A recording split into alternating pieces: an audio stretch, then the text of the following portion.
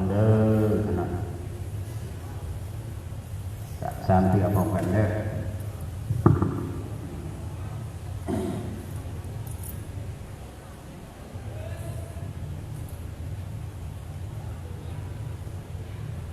ขันขึ้นมาใส่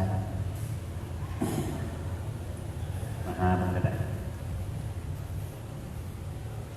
ว่าพร้อมกันเด้อนะโมตัสสะภะคะวะโตอะระหะโตสัมมา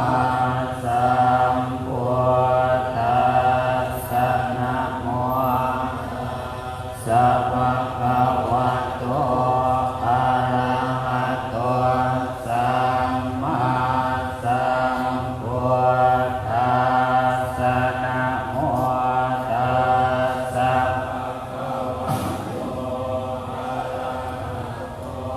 สัมมาสัมพุทธัสสะมหาเถ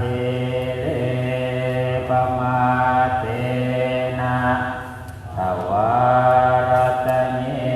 นะกตังอติตังเมโตสังอนาเมโตสังปัจจุปันนังเม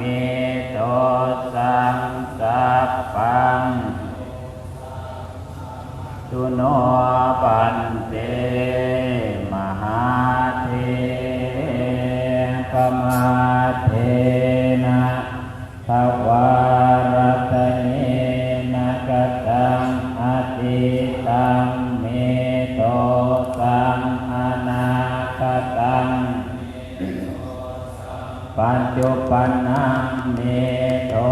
สังสัพพังโทสังฆามาตุโนปันเตมหาเถเรปมาเทนะทวารตเนนะกตังอติตังเมโตสังอนาโตสังปัจจุปันนังเมโตสังสัพพังโตสังฆามาตุโนปันเตสาธุสาธุสาธุพวกกันหน่อยทั้งหลายไม่มีคณะพระสงฆ์ศิษยานุศิษย์ลูกหลานพร้อมด้วยสามเณรทุกองค์มื้อนี้แห่งหนึ่งคำเดือน11แล้วออกพรรษาภาวนาในระยะเข้าพรรษาอยู่นำคุณพ่อคุณแม่อยู่นำมหาเถระญาติใหญ่พวกกันหน่อยได้ปฏิบัติศีลได้ปฏิบัติธรรมหูก็ดีบ่หูก็ดีด้วยเดชะบารมีของประธานที่หูแจ้งเห็นจริงในหลักธรรมพวกกันน้อยได้ปฏิบัติมาได้ย้อนได้ญาณได้สลังฟังค่าได้ตีได้เตียนทั้งหูก็ดีบ่หูก็ดีทั้งตอนหน้าและหลักหลังแก่กระทำก็ดีได้กายหน้ากายตาญาติใหญ่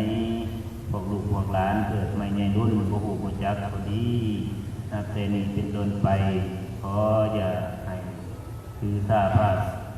ถ้าโทษอย่าได้โกรธเพื่อนนักอกนักใจอดทานกันน้อยจำนาโดยเฉพาะส่วนตัวของกันน้อยก็ดี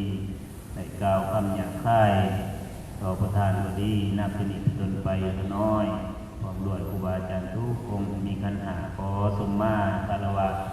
ญาติท่านใหญ่นับเป็นต่อไปขอให้ประธานใหญ่จงอโหสิกรรมอโหสิกรรมอโหสิกรรม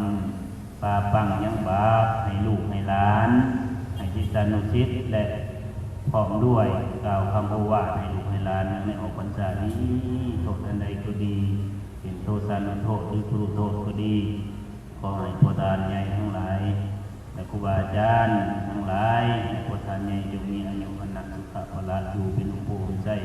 ให้แก่ลูกแก่หลานแก่ศิษยานุศิษย์แก่บริษัทบ้านเมืองแก่ศาสนานับเป็นนี้เป็นต้นไปวินาทีเป็นนี้เป็นต้นไปพวกก็น้อยขอนอห้าเอาคำพูว่าคำตักเตือนจากพระเดชพระคุณญาติใหญ่ขอจงอภัยโทษ หลานนับนี้ต่อไปจะได้เป็นบาปจะได้เป็นกรรมเด้อพ่อท่านสาธุสาธุสาธุอนุโมทามิงานทางทำไมประการต่อไ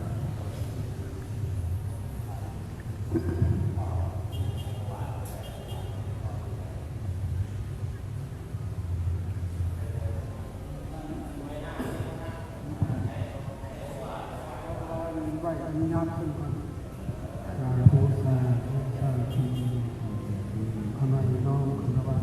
พุทธธรรมสงฆ์โตโตเจ้าครับที่ปฏิบัติที่วัดที่ใจยานาธรรมนี้ขอให้ท่านเป็นผู้ที่อาภูกายกันได้โดยจากคนนี้ขอขอเอาไทยนั้นเป็นคำสอนที่คิดปฏิบัติที่วัดที่ใจของนี้ขออนุญาตว่าการสั่งสอนของผู้สามเณรที่เราเคยถึงเมื่อมาถึงต่อไป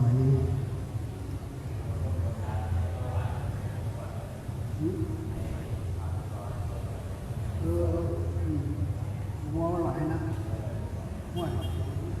เรียนว่าเรียนมาทำอะไรของจักรเดชนะใครน้องคนวัดศรีรัตนาไปและนับถือหักแห่งเมื่ออาจองค์ทางสงฆ์สามเณรภายในวัดทางใจของพวกเราทั้งหมดขอให้มีความสุขความเจริญปรารถนาสิ่งใดขอได้ดังความมั่นความปรารถนาทุกสิ่งทุกประการทุกคนทุกองค์ทุกท่านเลยสาธุสาธุสาธุอนุโมทามิบริกรภาพธรรมวินัยเพราะว่าเรียนด้วยกันแล้วคนนี้เลยไปแล้วทุกขาสวันทามิปันเตเจติยังสัพพังสัพพตาตานิสุปริติตังสัพทัสสะตุมหาโพธิโพธโลปังสักการังสัตตวัจสันเทววันธามิเจตตากเตสยานิอาสานิทานิจาปิสัพกาสวันธามิปันเตสัพพังอัปปาราตังอัปปะเมปุญญังสามินาอนุโมทิตาปังสามินากตังปุญญังไมหังสาสาธุสาธุสาธุอนุโมทา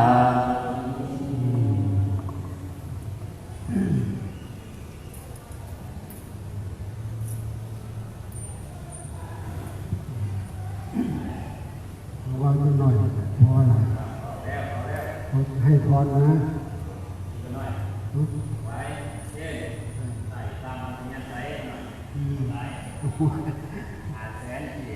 โอ้ผู้สาธุมันมีมันมีให้ทั้งเมื่อทุกบาททุกนะ